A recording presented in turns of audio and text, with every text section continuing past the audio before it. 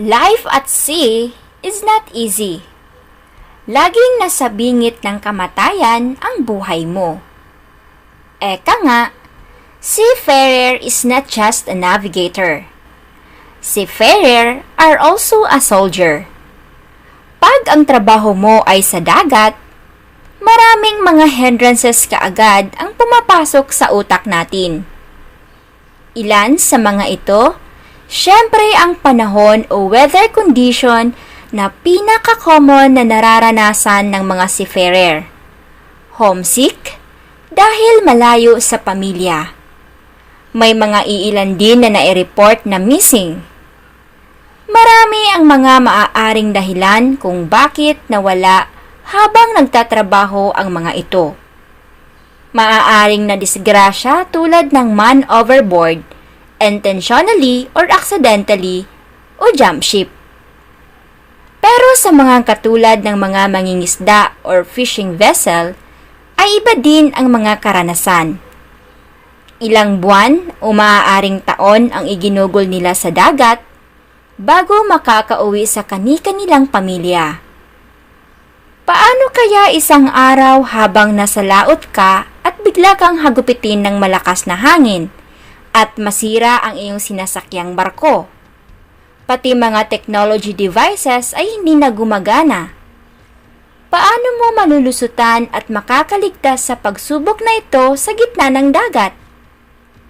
Katulad na lang sa nangyari kay Jose Salvador Avarenga, sa maniwala kayo't sa hindi, si Jose Salvador Avarenga ay nakikipaglaban sa kanyang buhay sa gitna ng karagatan sa loob ng 14 na buwan o katumbas ng 438 days.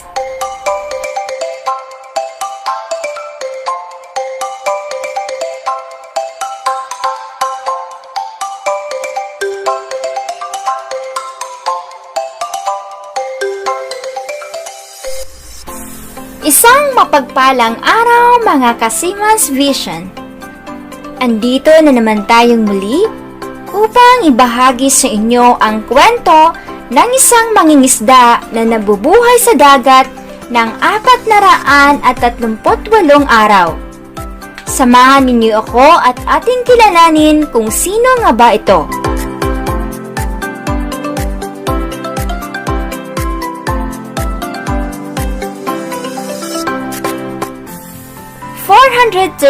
Days at sea. Jose Salvador Avarenga is a Salvadoran fisherman and author who was found on 30 January 2014, age 36 or 37, on the Marshall Islands after spending 14 months adrift in a fishing boat in the Pacific Ocean beginning on 17th November 2012. He survived on a diet of raw fish, turtles, small birds, sharks, and rainwater. He swam to shore at Tile Islet, a small island that is part of Ebon Atoll, on January 30. The two locals, Emmy Libokmeto and Russell Laikidrick, was found him naked, clutching a knife and shouting in Spanish. He was treated in a hospital in Mahoro before flying to his family home in El Salvador on February 10. Avarenga set out from the fishing village of Costa Azul, near PJ, Japan, off the coast of Chiapas, Mexico, on 17th November 2012, accompanied by a 23-year-old co-worker whom he knew only as Ezekiel. Avarenga, an experienced sailor and fisherman, was intent on a 30-hour shift of deep-sea fishing during which he hoped to catch sharks, marlins, and sell fish. But his usual fishing mate was unable to join him.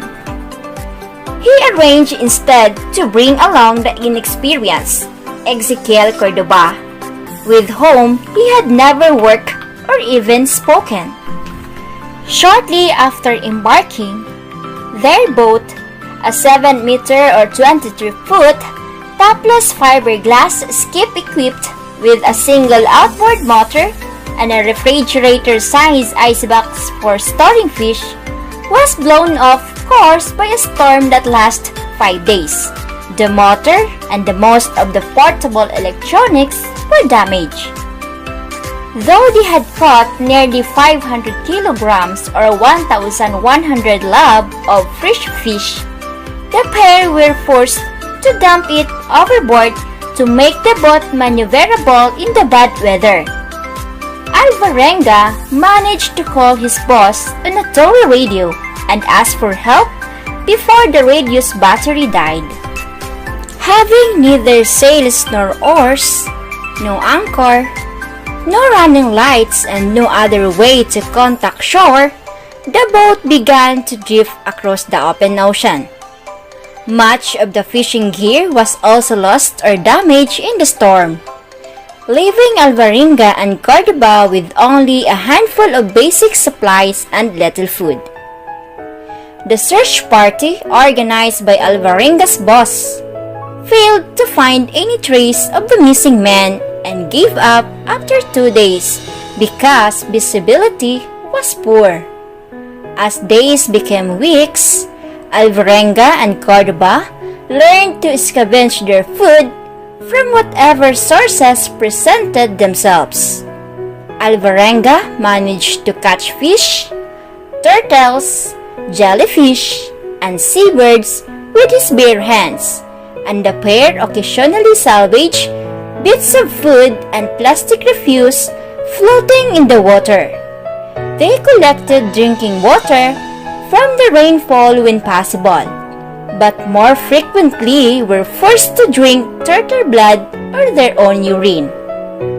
15th lunar cycle, he spotted land, a tiny, desolate islet which turned out to be a remote corner of the Marshall Islands. On 30 January 2014, he abandoned his boat and swam to shore, where he stumbled upon a beach house owned by a local couple. Avarenga's journey had lasted 438 days.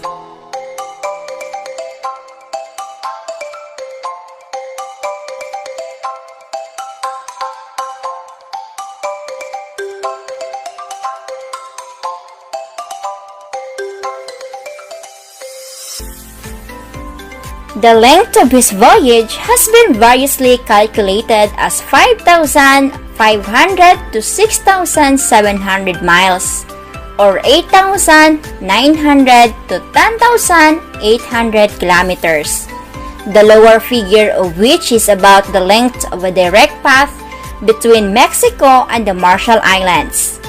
Though some newspapers originally claimed that Avarenga had been at sea for 16 months, he never said so himself. The newspapers eventually corrected their error and shortened his voyage to 13 months. According to G. Bing, Marshall Islands Acting Secretary of Foreign Affairs, Avarenga's vital signs were all good, with the exemption of blood pressure, which was unusually low. Bing also said that Avarenga had swollen ankles and struggled with walking. On 6 February, the doctor treating him reported that his health had gone downhill since the day before and that he was on IV drip to treat his dehydration. Avarenga's story was heavily reported worldwide despite initial criticism from skeptics. He is the first person in recorded history to have survived in a small boat lost at sea for more than a year.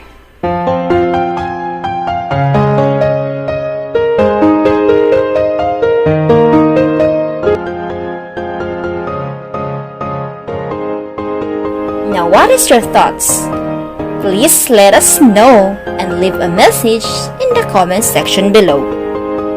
If you enjoyed in this video, give us a thumbs up and share with your friends so we can keep making up. Don't forget to subscribe and remember to click the notification bell for more upcoming videos. Thanks for watching!